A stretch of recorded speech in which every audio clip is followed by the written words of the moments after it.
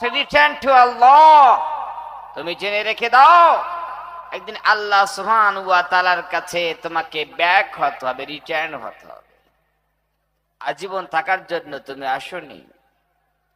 আল্লাহর আদালতে দাঁড়িয়ে সারা জীবনের হিসাব সব বুঝিয়ে দিতে হবে। আর আমরা সেই আল্লাহকে ভুলে আছি। আল্লাহর দাসত্ব করতে চাই না, আল্লাহর গোলামি করতে চাই না, আল্লাহর বান্দেগি করতে চাই না।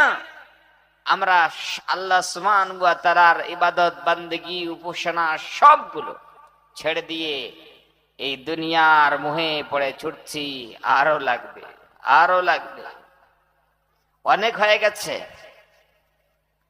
একবার ভাবনার জগতে ভাবুন, কত লাগবে।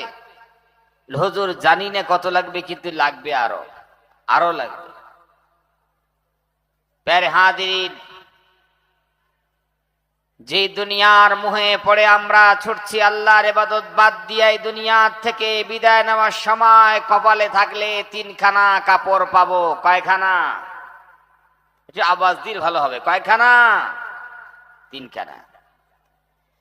আর নসিবে থাকলে 3.5 হাত মাটি পাবো। কয় হাত?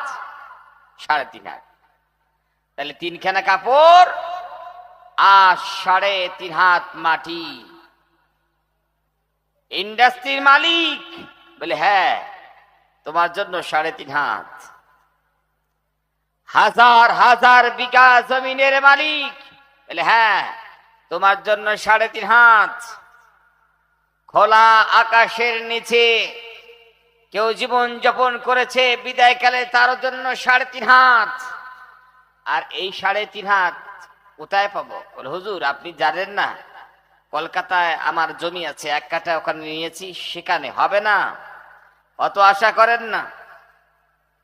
মুম্বাইয়ে তো আমার 1 কাঠা আছে, থাকতে পারে, সেখানে আপনার কবর হবে না।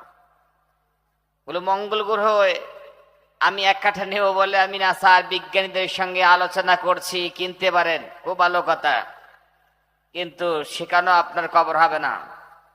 যত দাম দিয়া জমিন কিনেছি, কপাল থেকে অত দূরে সরে গেছে। ঠিক কিনা জোরে কম? তাহলে ওই 3.5 হাত, ওই গাছতলা আর বাসতলা যেখানে দিনে গেলে ভয় লাগে, জোরে কর ঠিক কিনা? এই 3.5 হাত অকেজ একটা জমি, সেই ঝাড় জঙ্গলগুলো পরিষ্কার করে 3.5 হাত মেপে মেপে একটা গর্ত খনন করে চিরতরে বিদায় দিবে, কেউ মনে রাখবে না।